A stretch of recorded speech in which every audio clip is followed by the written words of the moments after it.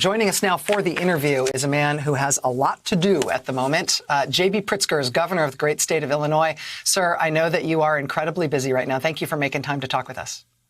Thanks for having me on, Rachel. Let me ask you how concerned you are about what you know is coming in terms of Apex patient loads and what you're expecting in terms of case numbers and the resources that your state has to handle them. You've obviously had to go to pretty extreme lengths to try to make sure that those pallets full of equipment landed safely and actually got to the right place in Illinois. What are you most worried about in terms of scaling up to meet the challenge? Well, I'd remind you that we put our stay-at-home order in place. We're actually second in the nation to do so. And so we were in a very good position from the start in terms of bending the curve. And we've seen a bending of the curve. So originally, we had estimates of thousands and thousands of deaths that would come to Illinois if we didn't put the stay-at-home in place. And we believe that based upon hospitalization numbers, based upon even the new cases, even with the high of new cases today, that we're reaching an apex. It's going to be a couple of weeks, but we have been preparing for some time now. So in addition to expanding hospital beds at existing hospitals, I also contracted to build out McCormick Place, our convention center in Chicago, so that we would have plenty of space, 3,000 beds, in fact, for any overflow that might occur at our hospitals. You've been pretty outspoken about your frustrations with the federal response and with what feels like the sort of random approach from the federal government toward individual states in terms of what the federal government is willing to help with.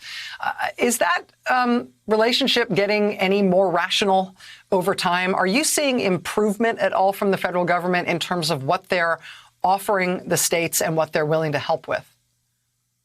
Well, we've gotten a lot of terrific help from the Army Corps of Engineers and the Army and FEMA and HHS on the ground. They've really been very good to us. But the irrationality has come out of the White House. It's when they make promises from the White House directly to me and then don't deliver. Originally, they promised tens of thousands of tests. We never got those. Then they promised hundreds of thousands of PPE. We never got what we asked for. In fact, I asked for 300,000 N95 masks directly to the president and his staff, and they said, we'll deliver that. In fact, they said in Trump time. And then a few days later, 300,000 surgical masks arrived. As you know, those are very different things. So we've been very disappointed over time about the promises and the failure to deliver on those promises by the White House. Having said that, you should see what the Army Corps of Engineers has done at McCormick Place and 3 other hospitals across the state that we've been building out to make sure that we have surge capacity. They really are heroes. They work together with our union laborers across the state, and I'm just so pleased and proud. And I am hopeful, very hopeful, that we'll be able to manage the surge. Governor, let me ask you about nursing homes in your state. We are watching the federal government essentially abdicate any responsibility for overseeing or helping nursing homes. But we are starting to see states innovate. Just in the past week, we've seen the states of Michigan and Ohio put in place executive orders from their governors, among other things, requiring nursing homes to make public account of their cases and or their death counts. In some cases, other states are going further in terms of guaranteeing that all residents and staff in every nursing home can get tested at state expense. What are you doing in Illinois? What are you doing specifically on the issue of Illinois nursing homes publishing information about the caseload that they're dealing with? Well, let me start by saying that we've been on top of our nursing homes from very early on. In fact, before our stay-at-home order was in place, I was on the phone with Governor Inslee in Washington. I was on the phone with Governor Cuomo in New York, both of which have had terrible times with their nursing homes, to learn what went wrong and what should we be doing to get it right. And so from early on, we created a strike team.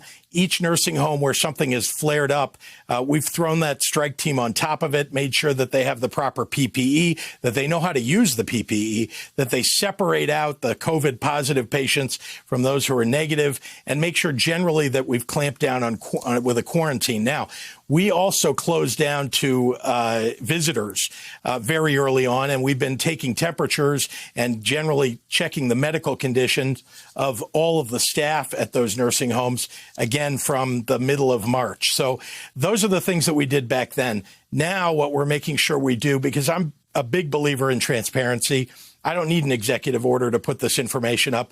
In fact, over the weekend, we're going to put every single nursing home and every single case, whether it's staff or a nursing home resident, online. Everybody will be able to take a look at it. But we've already known that data, and we've been looking at it internally to make sure that we take care of those staff and those patients. But you're going to put that, as of this weekend, you're going to start making that data public? That's correct. Every nursing home in the state of Illinois. And again, we know who they are. We know who the private owners are. And we've made sure that we have all the right information because we've been actually collecting that for some time and looking at it ourselves. But now we want to make sure that the public can see it, too. I'm glad to hear it, sir.